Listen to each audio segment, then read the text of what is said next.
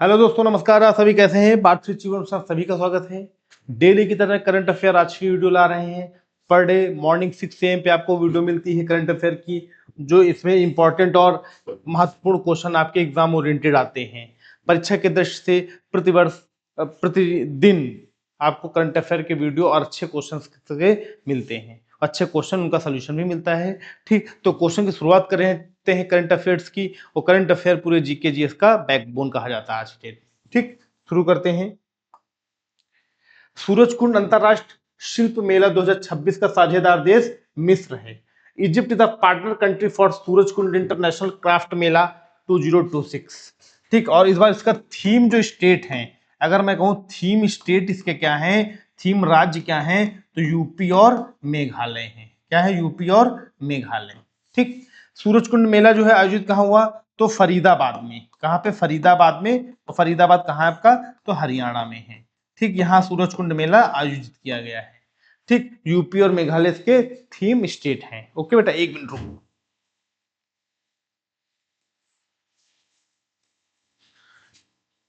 ठीक, और साथ ही साथ इसका जो थीम है इस बार का, local to global. Local to global, इसकी जो थीम है लोकल टू ग्लोबल है। ठीक, सूरजकुंड अंतरराष्ट्रीय मेला की थीम क्या है? तो कहोगे local to global. Theme states कौन है? तो यूपी और मेघालय। ये कहाँ पे आयोजित हुआ? तो फरीदाबाद और हरियाणा में। फरीदाबाद में, जो हरियाणा में स्थित है। ठीक, केरल फॉर ऑल समावेशी पर्यटन शिखर सम्मेलन कोच्चि में आयोजित किया जा रहा है। The Kerala for all inclusive tourism summit is being organized in Kochi. तो केरल में इस बार कोच्चि में जो है महत्वपूर्ण आयोजन किया जा रहा है।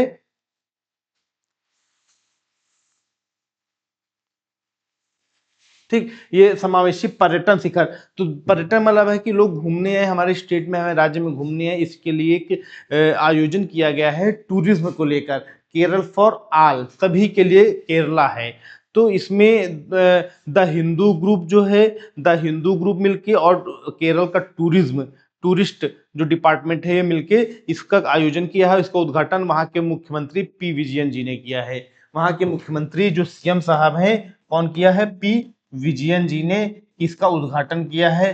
ठीक, इस सम्मेलन का, और इस सम्मेलन का मतलब क्या है कि लोगों को ज्यादा से ज्यादा जोड़ना, और लोग एक मतलब केरल राज्य घूमने आए, यहाँ की वनस्पति, यहाँ की कल्चर, उसको एंजॉय करने हैं। ठीक, आगे चलते हैं। एयर इंडिया ने दिल्ली से शंघाई के लिए सीधी उड़ान सेवा फिर से शुरू की। Air India resume direct flight service from Delhi to Shanghai. बेटा, पिछले 6 वर्षों से ये बंद थी। पिछले 6 वर्षों से ये बंद थी। ठीक है, अब इसको फिर से ओपन कर दिया गया है। और साथ ही साथ ये भी कहा गया कि ये सेवा बोइंग जो प्लेन है, बोइंग प्लेन से ही होती है। बोइंग प्लेन से होती है, और ये सप्ताह की केवल 4 दिन ही ये सेवा होती थी। सप्ताह के 4 दिन ही ये सेवा होती है। कब कब होती है? तो मंगलवार, मंगलवार को दिल्ली संघाई, बृहस्पतिवार को, बृहस्पतिवार को होती है, फिर शुक्रवार को, और फिर रविवार को। सप्ताह के 4 दिन ही लखनऊ दिल्ली टू संघाई सेवा होती थी। वो बोइंग जहाज से संघाई जाया जाता था। वो 6 वर्षों से बंद थी, अब इसको फिर से शुरू कर दी गई है। ठीक है, अगला क्वेश्चन है आपका। वित्त मंत्रालय अनुसार 2025-26 में वास्तविक जीडीपी वृद्धि दर 7.4% रहने का अनुमान है। मतलब 2025-26 का जो डाटा आया है, 25-26 का जो वो आपका वास्तविक जीडीपी का जो अनुमान कहा गया है कि इस बार जीडीपी जो वृद्धि दर है 7.4 रहेगी। ठीक, the finance ministry projected 7.4% real GDP growth for 2025-26 की जीडीपी हमारे यहाँ की इस बार बढ़ेगी, बढ़ोतरी होगी। ठीक, और किस आधार पे? जो बजट आया, बजट के आधार पे बात रखी गई है वित्त मंत्रालय के द्वारा। 2025-26 के लिए नॉमिनल जीडीपी वृद्धि दर 8% रहने का अनुमान जताया गया। कि जो नॉमिनल जीडीपी है, ठीक, the nominal GDP growth for 2025 to 26 is projected 8%। जो नॉमिनल जीडीपी है वो 8%। अब वैसे तो 7.4 है।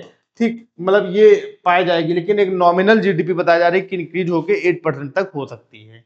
ठीक, एयर मार्शल इंद्रपाल सिंह वालिया को ने पूर्वी वायुसेना कमान के एओसी इन का पदभार संभाला। The air marshal Inderpal Singh Walia assumed charge is AOC in C of eastern air command. AOC मतलब क्या? Air marshal, air marshal officer commanding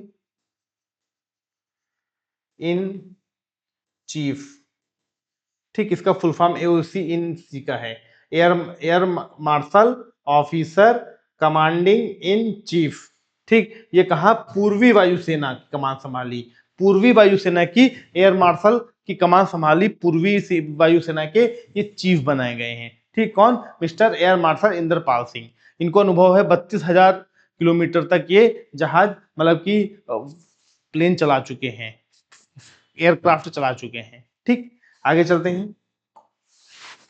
budget 2026-27 में रक्षा क्षेत्र के लिए 7.85 लाख करोड़ रुपए का आवंटन किया गया। The defence allocation in budget 2026-27 is 7.85 lakh crore. पिछले वर्ष की तुलना में 15% इंक्रीज हुआ है। ठीक, मतलब देखा जाए कि 2025-26 में जो बजट पेश हुआ था, 2025-26 में जो बजट पेश हुआ था वो 6.14 लाख करोड़ रुपया पेश हुआ था। ठीक, और इस बार जो है वो 7.85 लाख करोड़, लगभग 15% कुछ परसेंट है, 15% कुछ परसेंट है दशमलव में, तो इतने परसेंट की इंक्रीज किया गया है। तो मतलब 6 कुछ लाख करोड़, इस बार 7.85 लाख करोड़ का बजट पेश किया गया है। किस क्षेत्र में? रक्षा क्षेत्र में, डिफेंस क्षेत्र में। डिफेंस क्षेत्र में इतना पैसा एलोकेट किया गया, 7.85 लाख करोड़ रुपया। ठीक, नेट सेवियर बर्न महिला प्रीमियर लीग में शतक लगाने वाली पहली खिलाड़ी बनी। Nat Sciver Brunt became the first player of score of century in WPL, यानी कि वर्ल्ड, सॉरी माफ करना, WPL का फुल फॉर्म है women Premier League, women Premier League. तो ये कहां पे आयोजित हो रही है? ये भारत में आयोजित हो रही है। माफ करना, ये भारत में आयोजित हो रही है। ठीक, और ये जो है नेट सेवियर बर्न जो है ये मुंबई इंडियंस की तरफ से खेल रही हैं। और किसके खिलाफ इन्होंने शतक मारा है? तो रॉयल चैलेंजर बेंगलुरु RCB के खिलाफ इन्होंने ये सेंचुरी मारी है। और ये जो है वैसे साउथ अफ्रीका की प्लेयर हैं। कहाँ की हैं? साउथ अफ्रीका की खिलाड़ी हैं ये। ठीक, नेट सेवियर बर्न। ठीक, आगे चलते हैं।